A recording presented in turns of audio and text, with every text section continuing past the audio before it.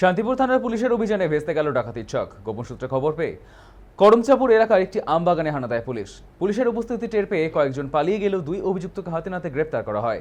তাদের কাছ থেকে দড়ি, লোহার রড, স্ক্রুড্রাইভার, টর্চ ও একটি ধারালো কাটারি উদ্ধার করা হয়েছে। ধৃতরা জিজ্ঞাসাবাদে ডাকাতির পরিকল্পনার কথা স্বীকার করেছে বলে পুলিশ সূত্রে খবর। গ্রেপ্তারির পর দুই অভিযুক্তকে রানাঘাট মহকুমা আদালতে পেশ করা হয়েছে। এই ঘটনায় প্রায় 10 জনের বিরুদ্ধে মামলা রুজু করে পলাতকদের খোঁজে তল্লাশি চালাচ্ছে পুলিশ।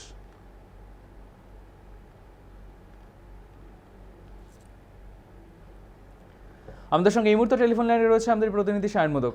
সায়ন, শান্তিপুরের ডাকাতির ছক বানচাল, ঠিক কি ঘটেছে?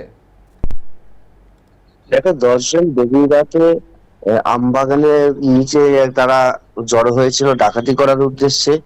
তবে পুলিশ গোপন সূত্রে খবর পেয়ে ঘটনাস্থলে যখন যায়, পুলিশের গাড়ি থেকে কিন্তু বেশ কয়েকজন পালিয়ে যায়। 8 জন মতন পালিয়ে গেলেও বাকি 2 জন কিন্তু ধরা পড়েছে পুলিশের ধাওয়াতে।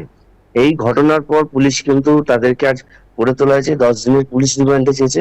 অভিযুক্তদের সূত্রে খবর, অভিযুক্তদের 7 দিনের পুলিশ হেফাজতের নির্দেশ পাওয়া গেছে, এমনটাই খবর সূত্রে পাওয়া গেছে। তবে তাদেরকে জিজ্ঞাসাবাদ করা হচ্ছে এর সাথে কে বা কারা জড়িত ছিল, এবং বাকিরা যারা পালিয়ে গেছে তাদের সম্বন্ধে জিজ্ঞাসাবাদ করা হচ্ছে, এমনটাই করা হবে, এমনটাই কিন্তু সূত্রে খবর। তবে এই যে ডাকাতির ছক বারে বারে যে এরকম ঘটনা উঠে আসছে, এটা এক প্রকার পুলিশের একটা বড় সাফল্য যে তারা আগে ভাগে খবর পেয়ে গেছিল এবং ঘটনাস্থলে গিয়ে তাদের 2 জনকে ধরে ফেলেছিল। ধন্যবাদ সায়ন। সৈকত। শান্তিপুর থানার পুলিশের অভিযানে ভেস্তে গেল ডাকাতির ছক। গোপন সূত্রে খবর পেয়ে করমচাপুর এলাকায় একটি আমবাগানে হানা দেয় পুলিশ, আর সেখানেই 2 জন পালিয়ে গেলেও বাকি অভিযুক্তদের হাতে নাতে গ্রেপ্তার করা হয়। উদ্ধার হয়েছে একাধিক স্ক্রুড্রাইভার, টর্চ লাইট সহ একাধিক সামগ্রী। ধৃতদের জিজ্ঞাসাবাদে ডাকাতির পরিকল্পনার কথা স্বীকার করেছে অভিযুক্তরা। এই ডাকাতি কোনগুলো গো?